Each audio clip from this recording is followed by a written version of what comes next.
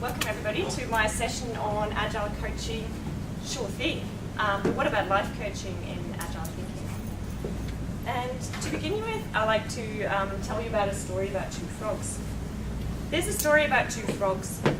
One was hopping along at the bottom of a deep rut made by a tractor. The other frog saw him there and said, "Hey, what are you doing down there? It is much better up here. There's more food." The first frog looked up. "I can't get out." "Let me help you," said the second frog. "No, leave me alone. I'm okay. There's plenty of food down here." "Okay," said the second frog, "but there's much more space up here to explore and move around." "I've got all the space I need down here." "But what about meeting other frogs?" "They come down here sometimes. Otherwise, I can shout up to my friends up there." The second frog heaved the frog equivalent of a sigh and hopped on. The next day, he was surprised to see the first frog hopping up beside him. "Hey, I thought you were staying down in the rut. What happened?" "There was a truck coming." So there's a good saying of Mao Zedong saying, "We think too small, like the frog at the bottom of the well. He thinks the sky is only as big as the top of the well. If he surfaced, he would have an entirely different view." So that kind of also comes down to what this quote by Michael Josephson says. So you don't have to be sick to become better. And we tend to only try to, or a lot of us tend to try to only improve if we're in pain or if something's really bad. Yet, what about actually improving for the better while it's still good? And that's kind of the take on what we do. We see the saying of, well, the devil you know is better than the devil you don't know. So we're afraid of changing, we're afraid of improving for the better because at least I know what's going on for me. Yet Joseph O'Connor and Andrea Largus in the book Coaching with NLP say, well, but is there a devil at all on the new road? And this is where the coaches come in. And this kind of is the same issue as well in Agile coaching as well as in life coaching. So the coaches stand next to us, they support us. They support us in getting better. In the Agile context, usually about process and about teams and about improving in the business context. Life coaching is about every area in your personal life. It could be relationships, financial issues, wellness and health issues, career planning and so forth. So the coach is there to support us and he won't tell us what to do. In coaching, other than counselling or therapy, we don't look at the past. We're only in the here, in the present, and we're looking towards the future. So we're only looking to move forward. And to do that, we're setting goals. So the coach who supports us, again, both in Agile coaching as well as in life coaching, he's helping us, he's supporting us in finding the right goals. Because it turns out finding the right goal is actually not very easy. We all know what we don't want, right? We know, I don't want to do this, I don't want to do that. We're pretty good at that. But do we actually know what we want? Do we actually know how we want to improve, what our goals are? And that's kind of, I love this saying and this metaphor, this picture of setting a negative goal is like going shopping with the list of things that you do not want to buy. What do you actually end up with? Did you get what you want? No, because you only knew what you don't want. Yet there's still so many things out there. So it's really important to set that goal correctly, and that's also where the coach helps us with. Now, what we again tend to do is we compare ourselves with other people and we say, I'm not there yet because I have managed to be at the same position as the other person is, or we have our idols, or we have someone who's just a rock star, and we still didn't manage to actually get there. So we're frustrated because we still didn't get where we wanted to go. So there's a good saying about that, which is the only person you should try to be better than is the person you were yesterday. So focus on yourself in getting better, both as a coach as well as maybe the person being coached, either in a team or as a person in life coaching. And again, it's about you. So as an Agile coach, as a manager, we usually focus on other people. We focus on improving them. Constantly have them in our minds. Yet there's so much stuff we actually need to learn about ourselves and that we need to improve in ourselves. Beliefs, attitudes. These issues came up in different sessions today already. It's like our beliefs shape so much of what we perceive. So focus on yourself to begin with.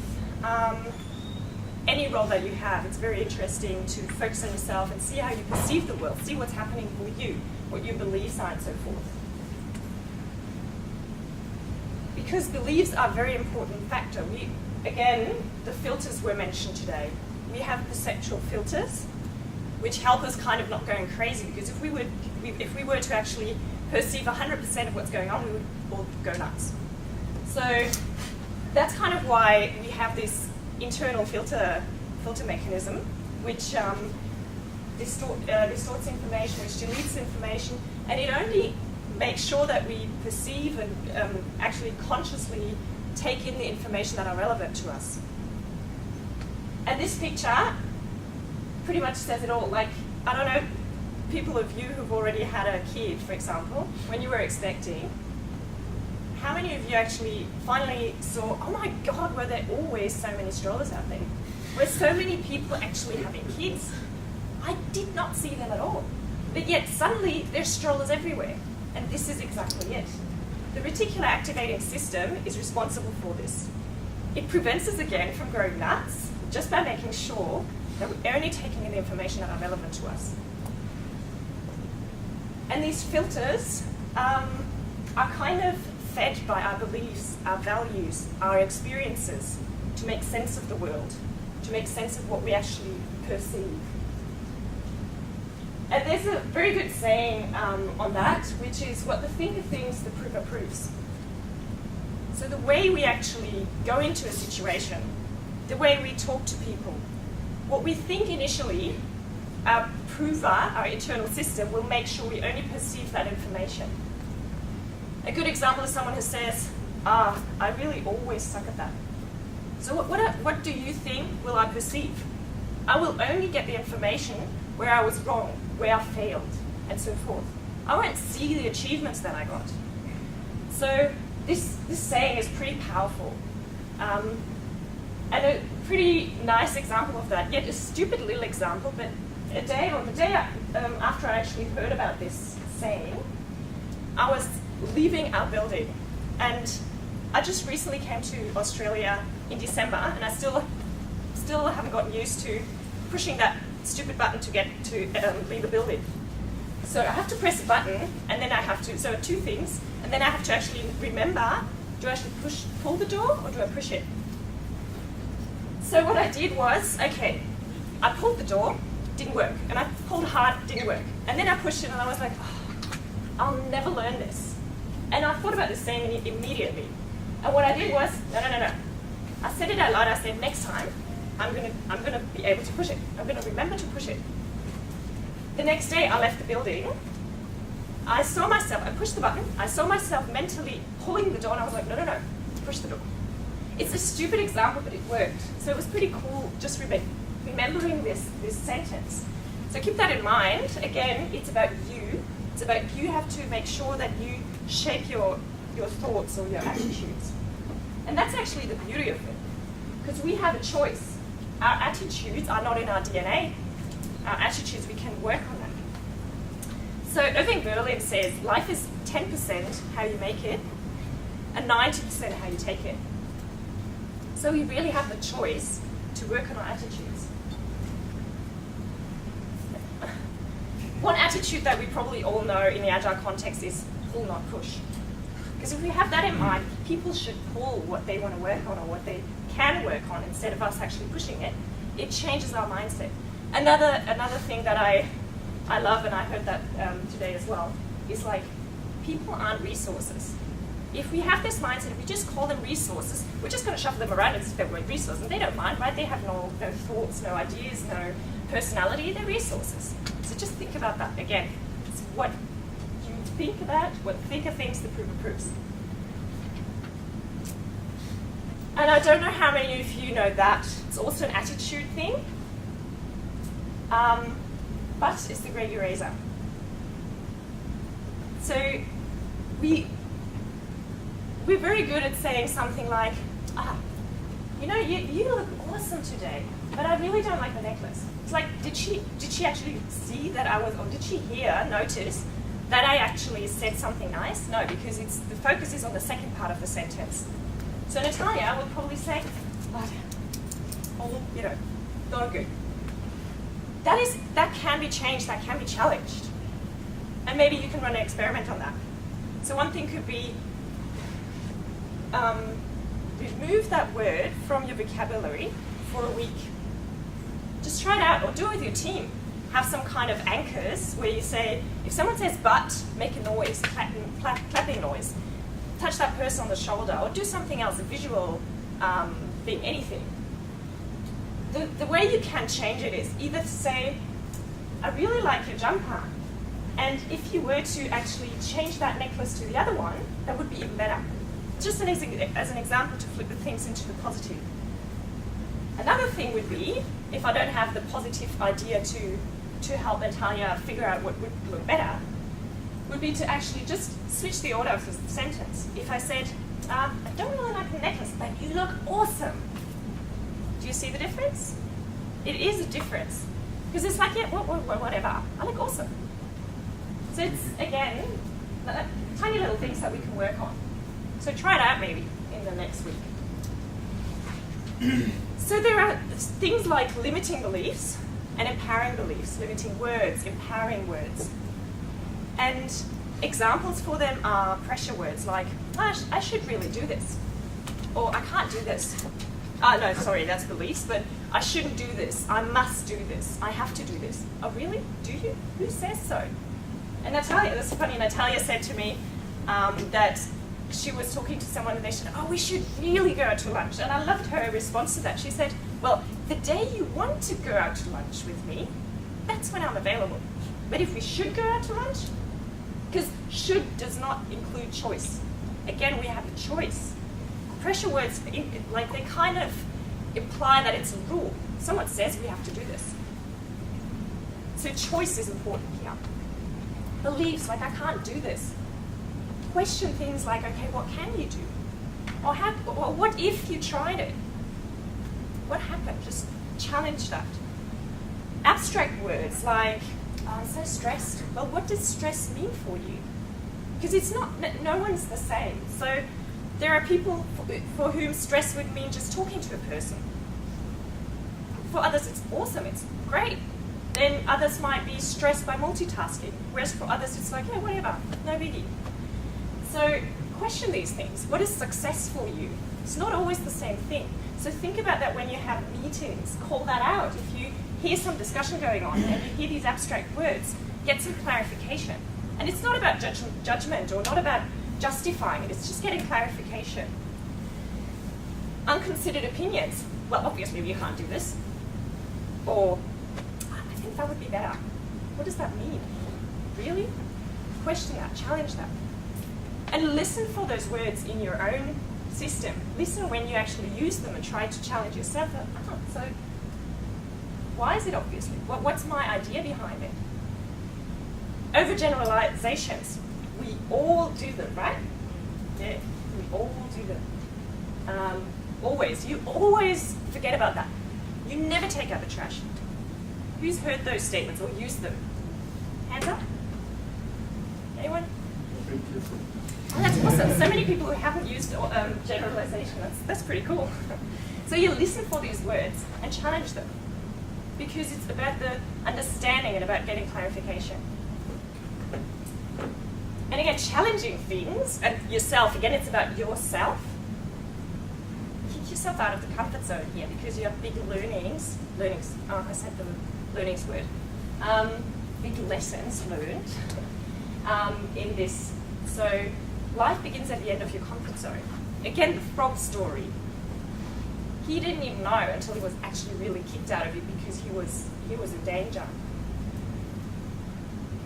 In coaching, we have a couple of NLP, so neuro-linguistic programming presuppositions. So assumptions that we just use in our thinking to again shape our attitude to make us perceive situations or people differently. One of the things you might know is there is a solution to every problem. And I think in Agile, we're pretty good at having that belief. We're getting together, we're thinking about stuff because we believe there is a solution. And just by believing there is a solution, what the mind does is, we're going to look for this solution because there is one. So that's kind of also with questions. If you say, well, so what can you do about it? And the mind, again, so it goes into this mode of, there's something I can do about it. So the presuppositions are pretty powerful. Another one, this is my hubby running a 78K ultramarathon. And he also believes in this, well, I'm going to run 1 kilometer at a time. I'm going to run 1 kilometer and another K and another K and another K. I'm not stupid, I won't run 78K, right? But 1K at a time. So the presupposition here kind of matches that. It's anything can be accomplished when the task is taken in small enough chunks. Again, we're pretty good to do that in Agile. But can you do that? Like, what can you do? Let me rephrase that. What can you do in your own life to actually break down your goals into smaller chunks? That's kind of what we do in coaching. Another one that you might note, we cannot not communicate. Anything we do radiates communication. Just by saying something, by not saying anything. That's a pretty nice one. The meaning of your communication is the response you get. Sometimes it's like, oh my God, you just don't understand. Is that his problem? Or is that actually my problem? Because I have not met my goal to communicate, to bring that message across. So again, this is powerful stuff to actually think about yourself, how you can improve. Again, it is about you. Did I miss something? Okay. This is actually a pretty nice one. Failure is only feedback. If you have that mindset, it's pretty cool how you can actually approach situations. Again, I was talking to Natalia the other day, and I was like, yeah, I'll see how this session goes today. If I fail, whatever that means, again, it's an abstract word, I will have learned something. How cool is that? So it's failure's only feedback, again, shifts your whole mindset of how you perceive things. For example, if you were to think, failure's only feedback, and I dropped a carton of milk in the kitchen, it's like, oh my goodness, this whole mess, did you see that? And you're totally frustrated or whatever. If I actually think about, okay, why did I actually drop this? Okay, forget about the why. What did I drop this for? I'm going to get there later. And then I think, maybe I just didn't have enough time. I was rushing things, and that's why I dropped it. Or I was just clumsy. I was doing too many things at the same time, multitasking. Maybe it doesn't work for me. Again, it kind of triggers this thought, okay, what can I learn from this situation? And I can have a laugh about it. It's like, hey, I got some feedback. And Benjamin Franklin, he said, I didn't fail the test. I just found 100 ways to do it wrong. So it's, again, a totally different story. Just by having this one presupposition or attitude. And that's a great presupposition as well, which I like, which is every behavior has positive intention. So if you think about something, again, overgeneralization, we all know. I'll rephrase that. So we probably, or some of you might know the situation where you think, you see someone, you see him or her react in a specific way, and you think, whatever, that doesn't match my own beliefs or experience or whatever, so it's wrong or it's bad or whatever. Or, well, is it? So with that, after I attended a webinar on one of the coaching sessions, and I heard about this presupposition, and they gave us a little experiment. Take one presupposition a day, and just tell it over and over, tell it to yourself over and over again. See how you perceive the world. And I was walking to work through gardens, and I was thinking about this. And usually, I know this might not resonate with all of you. I don't smoke, I never smoked, and I'm a pretty bad non-smoker. So I'm really bad at actually accepting that other people smoke because I just don't get it. So I was actually sometimes a bit annoyed by it, or like frustrated or sad for other people because I thought, why do they smoke? I'm sorry for offending anyone here who smokes. I'm going to get to a positive point. And then when I was walking through the gardens, and I had this saying in mind, I was actually happy. So I saw smokers, smoking a cigarette, and I was happy, and I thought, they're probably enjoying themselves. They're enjoying a cigarette. It calms them down, or they just enjoy it in the sun or whatever. And I can't, who am I to judge that? Because I don't have that experience. So that, again, changed my perception of actually seeing, not judging people, but actually seeing what's going on for them and what's good for them. Again, it might be a totally different reason for them smoking, but I, at least, had this positive attitude. So that's pretty cool. This isn't a presupposition, but it's also something that's pretty powerful stuff. If you have a client, or you have a team member, or you talk to someone else, or yourself, again, it's about you, just say to yourself, you have not yet reached the limit of what you're capable of. It will change your mindset to think, I can still give it another go. In training, in weight loss, in whatever you want to do, wellness, meditation, whatever, I can still do better. So this is pretty cool. And yeah, I mean, 1 billion K, that's, a long way to go, so you can still do something.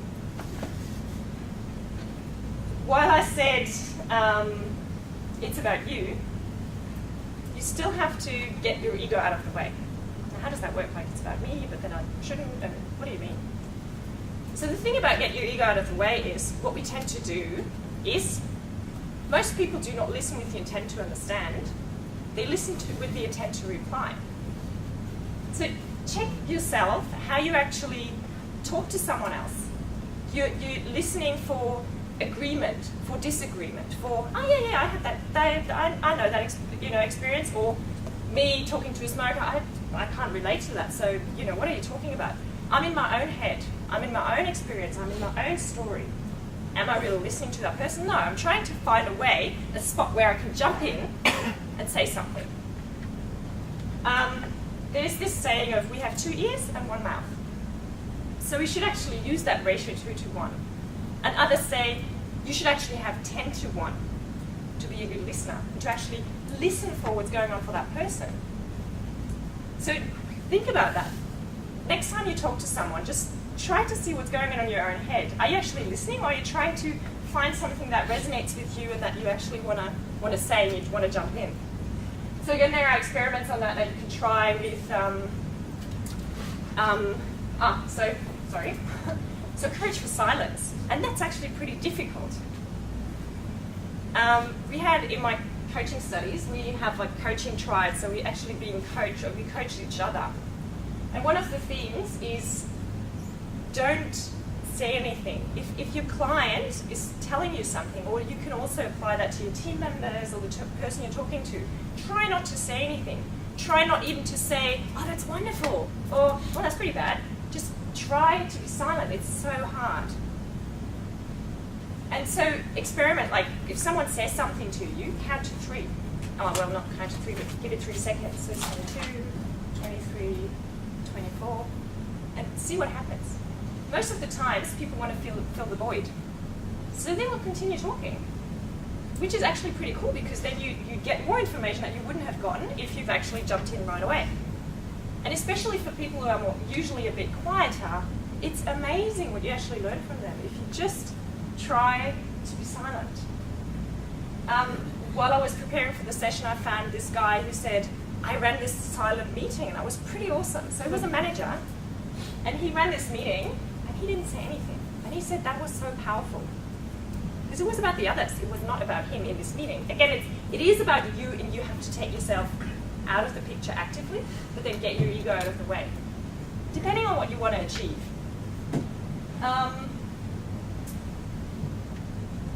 Yeah. So in listening and, okay, I lost it.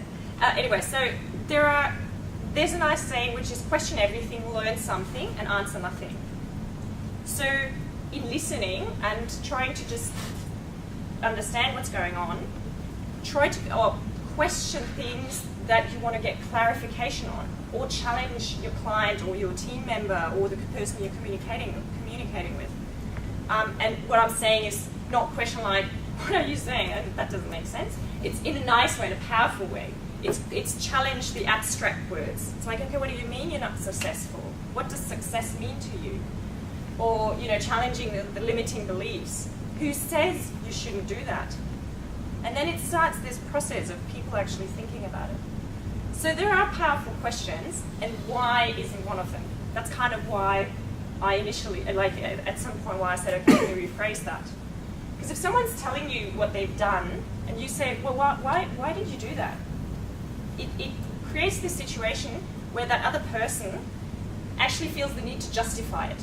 So it has this judgmental touch to it. Better ask, what did you do this for? Because what did you do this for has this positive idea, again, to actually think about it in, well, yeah, I did this for a reason, right? Every behavior has a positive intention. So that's very powerful. Try to go with the what question, and again, it's so hard.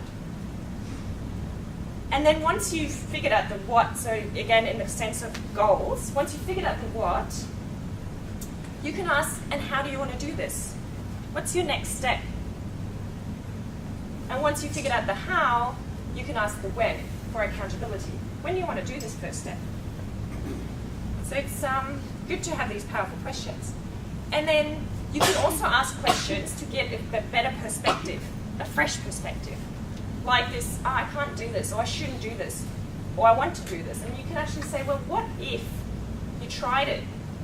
What happens if you do it and someone else doesn't approve?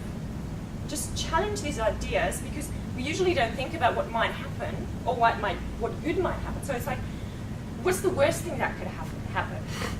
And what's the best thing that can happen? Like, again, this positive mindset of, okay, what can I actually do? And we, again, in the Agile context, we want to improve, we want to support teams to improve. So challenge teams. What if we did this? What if we shifted to production? What's the best thing? What's the worst thing that can happen? Challenge it, get fresh perspectives on things. So you've got a bit of an understanding, a bit of a picture of, okay, how powerful are words? How powerful are our thoughts? And how much of an obstacle are they for us to actually act on something? And that's kind of why in coaching, we challenge words to free the thinking to take action. Does that make sense? So we challenge the words, limiting beliefs, to shift them into empowering beliefs, abstract words, opinions, and so forth, to free the thinking, to think about stuff, to take action. And maybe here it's worth mentioning that another presupposition in NLP is that people have all the resources they need. You all have your answers. You just don't have the right questions, maybe. Maybe it's just a way of, you haven't thought of something. Because we probably, again, go nuts if we were thinking about everything all the time. So challenge the words to free our thinking, to take action. The Agile Manifesto focuses a lot on people. So we have 3 out of the 4 aspects that are highly related to communication, to collaboration. So this is where this whole life coaching stuff that I was mentioning is pretty handy, comes in pretty handy. So we can use that for meetings, for example, or in meetings. This whole get your ego out of the mix, experiment with it, challenge some words that people are using. Try to experiment with, okay, we're not going to do any buts. And by the way, however doesn't work either, it's the same thing. Because that's actually the thing that when I tried that was the first thing that came to my mind. Oh, that's easy, however, same thing. So think about ways to incorporate that in meetings. Decision making. Decision making is pretty hard as well. Like, you have to talk to people. We probably all know that in our, again, covering generalizations. You might know that as well. You might have had that experience.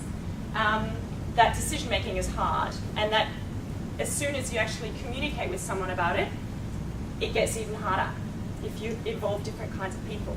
So again, this whole getting some clarification on some pieces, challenging words and so forth, can really help with making better decisions, or quicker. Performance reviews. Some of you might not have them anymore, some of you might still have them. So again, performance reviews is a good element where we can actually use that. Because usually, or a lot of performance reviews is like, okay, you weren't performing so well in this area, but focus on the stuff, okay, what were you actually going, really good at? And maybe finding out why the things that didn't go well, what happened for that person that they didn't go well. Try to be open about it. Try to figure out what's going on for that person, why they didn't do it. Don't judge it, just get clarification on it. Understand it. Maybe it's just not what they want to do. Find other ways to work around that. Normal conversations, again, the listening part is pretty amazing. You can, again, experiment on that. And difficult situations, even more important. And we probably have them in our daily life once in a while. So when you disagree with people, or when someone's just throwing something in and you're not very happy about it, and so forth, like whatever kind of difficult situation comes to your mind, can help to, again, work on your attitude, work on your mindset, and think about ways to challenge the person and get some clarification.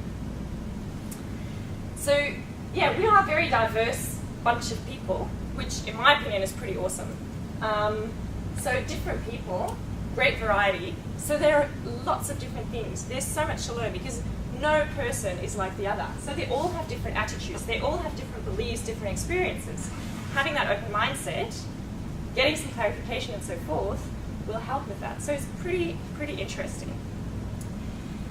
And yeah, learning. So by asking people questions, by listening, first we will learn, and through asking those questions, they will learn, or you will learn. So both for the coach or the manager or the person, like everyone else, it's about learning. It's about learning about yourself, being self-aware, and through that actually thinking about ways to improve. And through that, we're having a great sense of success, or we can have that success because again, we can chunk things up into. Okay, we can create chunks of our goals to try and achieve them step by step, and then have that sense of success.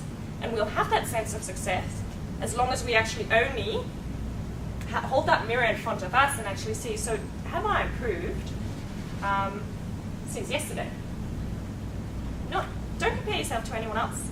Look at yourself. Have I improved? Have I learned something? Have I reached my goal or whatever? So it creates this sense of success. And through that sense of success, again, in the corporate world, so what can we as teams, as companies learn from that is when we have this sense of success in each individual, in ourselves, we actually shape this whole culture, and we can create happy teams, successful teams, teams that enjoy what they're doing, teams that actually deliver and try to be better every single day, which is kind of the idea of Agile as well. We have these fast feedback cycles. We have retrospectives to be better, to learn from what we did. Same thing. So now the bit of an interactive part. After having told you a bit about life coaching and what we can learn from that. So in the sense of we want to improve tomorrow, next week, whatever. From what you've heard, what can you implement in your daily life or in your professional life tomorrow or next week? Any ideas? What comes to your mind? What would you try out? What experiments would you do? Or maybe you've already experimented with that and have experience in that. What have you tried? Would anyone like to share something? One of the things that I like about what you said is try and listen with the intent to understand, not to reply. So now I don't know whether I listen, I don't know what intent I listen with. Right? So now I think I'll have the awareness and maybe test myself and see what's happening when I'm listening to people. So I think that would be a cool one to try. And where would you implement that? Where would you try it out? Just when I'm talking to people in general. I want to see, I want to have that awareness at least to see, am I really listening to understand or reply? And check that what's happening. It would be interesting. Experiment. Good. Anyone else? Yeah. Try the presuppositions for NLP. Because I have two friends who don't like it. They did NLP, so I kind of yeah. So I'll give it a try. I mean, that is a very good comment. Yeah. One kind of per day, just to repeat it, see what happens. Yeah, Google it. There are 18 or so there's a lot to learn on that behalf. But that's interesting that you mentioned that, because I remember when I started the studies, I was like, NLP, that's the cassettes, and that's this whole just affirmation stuff, and I go to sleep and I just listen to this cassette player, and it's like, oh really? And that's part of my studies. But honestly, that totally changed my attitude, because of that experience. Again, that's a pretty good example of beliefs, right? I had this experience with cassettes and it didn't resonate with me, so NLP, nah, I don't want to touch NLP, right? So, nah. But I gave it another try because it was part of my studies, and I actually was proven wrong for myself. So for myself, it's actually pretty powerful stuff. Cool. Did one specifically resonate with you? Oh, okay. They're all interesting, but that's Okay. right. Yeah, that sounds good. Applicability looks very, very powerful. So Pardon? the applicability, the fact that you get a different point of view. Yeah. So it looks like every one of them Okay, kind cool. of challenges Yeah. the way you look at things. So. And again, there are many others out there. Like I just picked the ones that, first of all, I was able to find nice pictures. And yeah, that just makes sense, and that we might be able to resonate with more. Thanks. Anyone else? Yeah, I was going to try and avoid using the why, especially with my children. Like, why did you do that? Like, Yeah. and ask them what they were trying to do. Get down to Great. the behaviour rather than Yeah. and looking at how to modify it. Oh, that's awesome. Yeah, good example. Private life, exactly like this. There's just not any kind of limit to it. Whenever we interact with people, we can apply these things, which is pretty cool. Yeah, great example. Thanks. Anyone else? Any experiments, like long-term experiments, or what about the butt? Has anyone tried that? You have? Use the end. Does that work? Yeah, it does. Okay. But the other two, tap someone You just said it. and swap it the other way around. That's an Yeah. interesting one. Yeah. It's a more applicable problem. Exactly, and it forces you to think in a positive way. Yeah. Because now you can't say the negative in the end, so you actually have to say, okay, put it positively. If you wore another necklace, that would be great. But other than that, wow, not but, and. Yeah, or but. Yeah, that's right. Even if you use that in that case. Yeah, exactly, that was the whole switching, yeah. That's fine, yeah. Yeah, cool. Anything else? I had a question. So, Yes. so you talked a lot about changing your mindset. So the trouble is, I'm keen. I like to be able to change my mindset on a whole bunch of things, but I often just forget. You said back? Just So awareness? I- No, I was just I- trying to get that. Yeah. So I might go, look, I'm going to lose weight and I'm going to do certain things, and then I forget to step away from it for another. So how do you, are there some techniques or strategies for retaining that stuff at front of mind? Yeah, building this yeah. mindset straight. Very, very good point. And that's kind of where, in life coaching, for example, you have your coach who's on your side, at your side, and he or she kind of has those regular sessions with you, however regular you want to do that. And then it is about creating that accountability. And then there's a model to actually check, like, okay, we would set a goal for you. You would set a goal for you. I would just ask you. So you would set a goal for you, and then you'd say, okay, I probably want to do this. So what is your first step to get there? And when do you want to do this? And that's, again, all your responsibility. I will not give you advice, which is also very, very hard, by the way. So I won't give you advice. So you will come up with your goal. You'd say when you're going to have that finished. Next session, either in between, you get an email like, how are you doing? What's going on for you?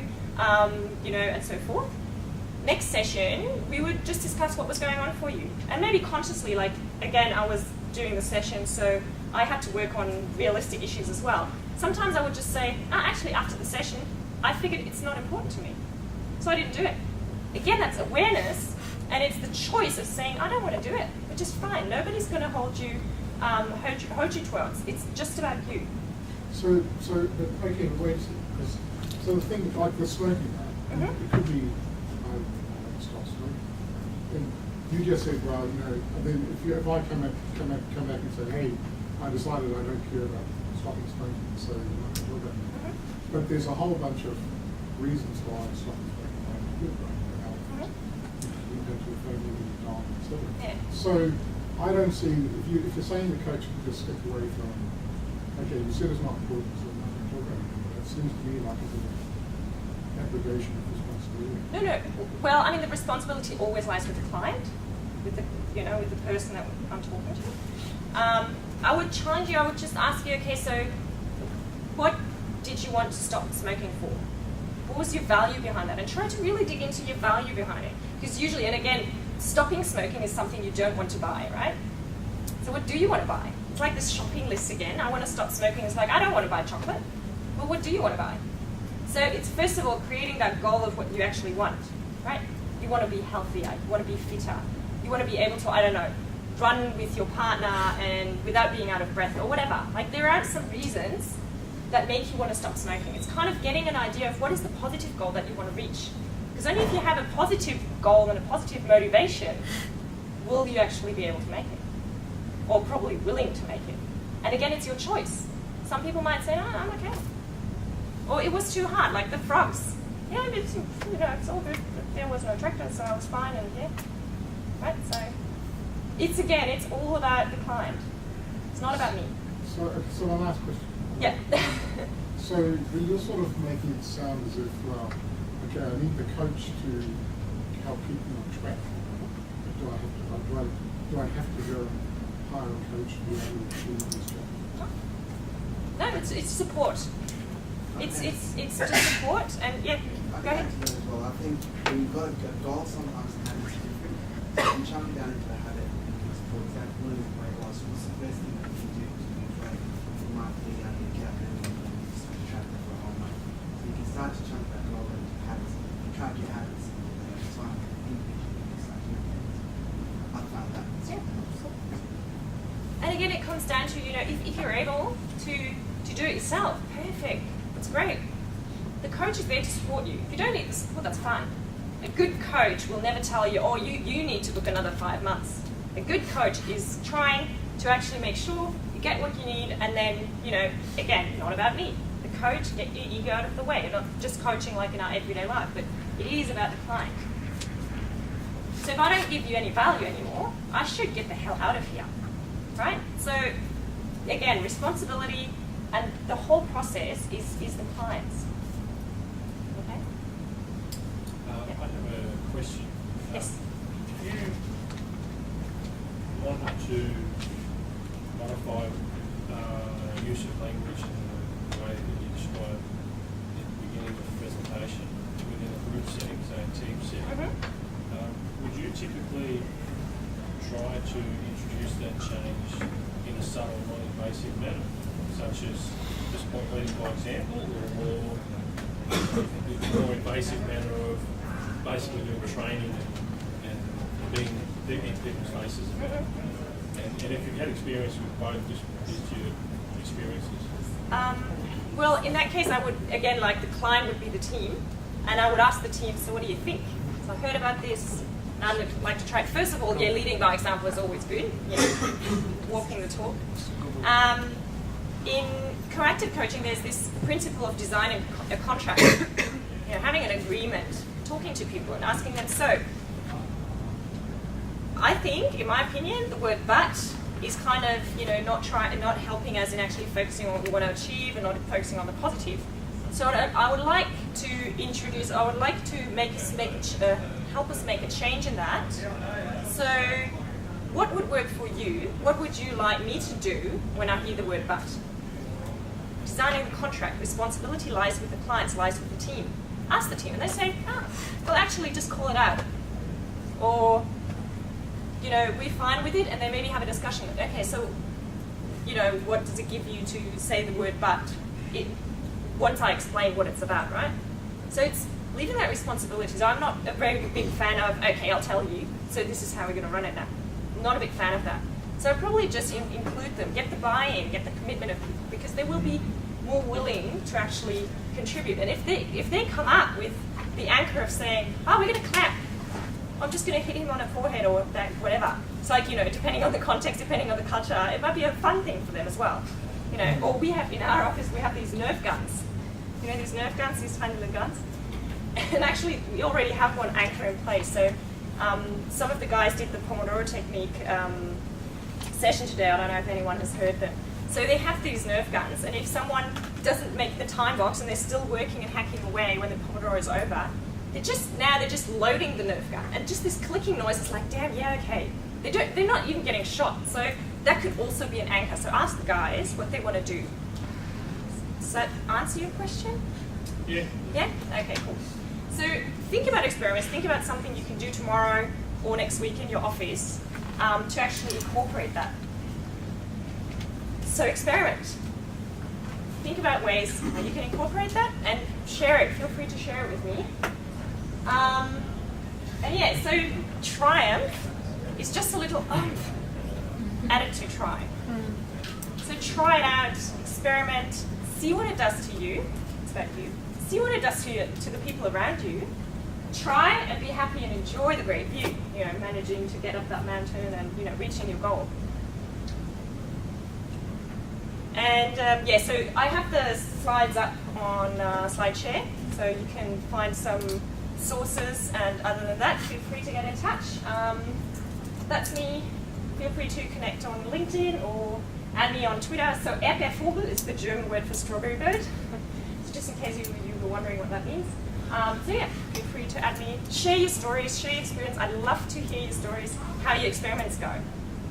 For example, with your kid, how does it change anything? Not asking the why question or your presuppositions.